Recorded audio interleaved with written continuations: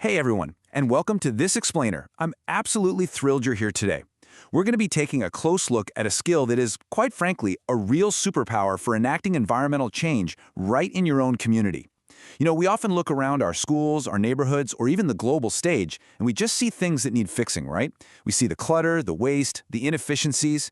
But how do you get decision makers to actually listen to you? Well, the secret lies in your ability to write a formal problem-solving report. It's literally how you take your everyday observations and turn them into professional advocacy. Okay, let's dive into this blueprint. Today we're covering writing for impact, defining the mission, analyzing the problems, proposing green solutions, and finally, making final recommendations. Section 1. Writing for Impact and the Power of the Written Word. So, as a focused learner, you already have the passion and the knowledge to be a change maker. But here's the thing, passion alone doesn't really change policies. When you're frustrated about a local environmental issue, you need a formal vehicle for those thoughts.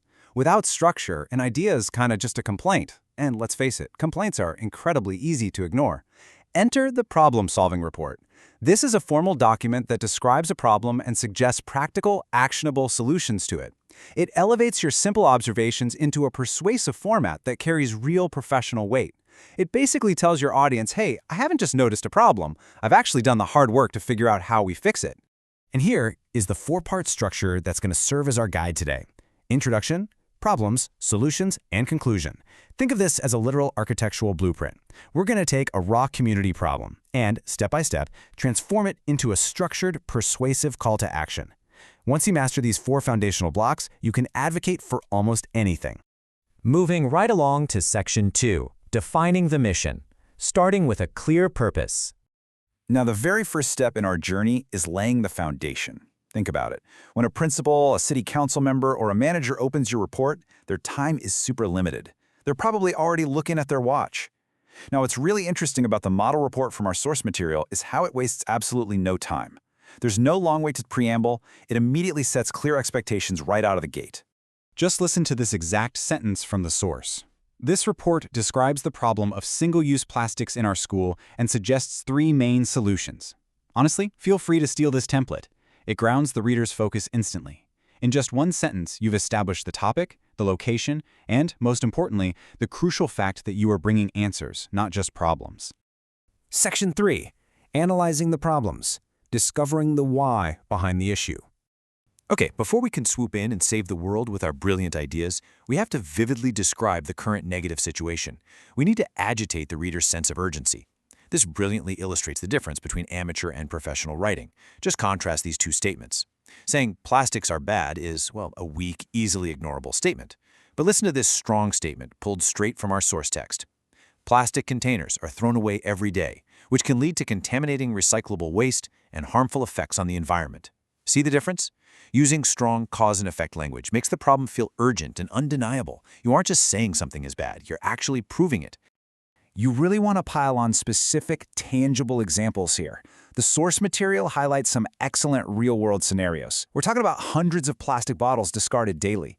They decompose incredibly slowly in landfills. Or think about the school gate. Parents driving kids causes traffic jams, noise, and air pollution.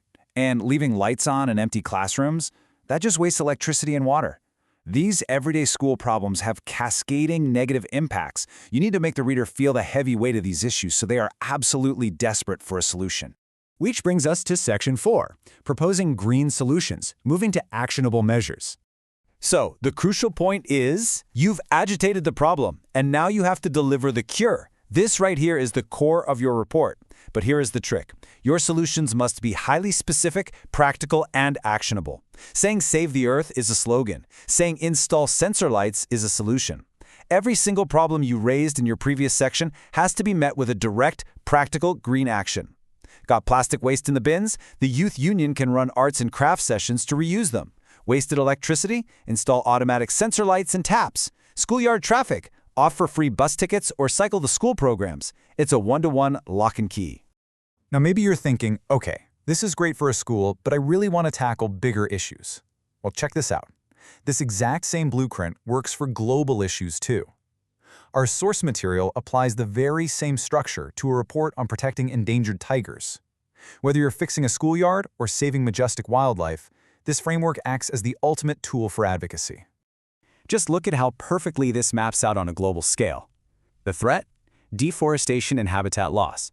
The solution? Restoring degraded habitats. Threat: poaching and selling tiger parts. Solution: introducing stricter laws and harsher punishments. Threat: lack of public awareness. Solution: educating people on tiger conservation.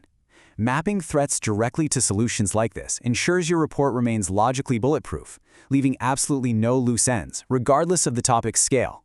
Finally, Section 5, Making Final Recommendations. Sealing the deal. Okay, so you've stated the problem, agitated the pain, and provided the cure. Now it's time to seal the deal. In your conclusion, you'll briefly summarize the main points clearly, but then, and this is absolutely crucial, you pivot to the future. You want to describe the expected positive impacts. Paint a vivid picture of a greener school environment or a world where tigers actually thrive. Explain how this promotes long-term eco-friendly habits among young people.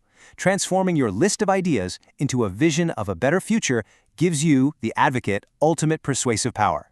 And then you deliver a firm, confident final recommendation. You want to end with total authority. Listen to this excellent concluding sentence from our source. Therefore, we recommend you put the suggested solutions into practice as soon as possible. Concluding with an authoritative tone just like that guarantees your ideas carry the professional weight they deserve. You aren't just asking, you are confidently recommending the best path forward. And that brings us to the end of this explainer. You now possess the complete architectural blueprint for professional advocacy. You know exactly how to introduce, agitate, solve, and conclude. So, what does this all mean for you? Well, the only question left is, what local problem will you solve today? I challenge you to take this newly mastered structure and start writing for a more sustainable world immediately. Your voice, when it's properly structured, can truly change the world. Thanks so much for learning with me today.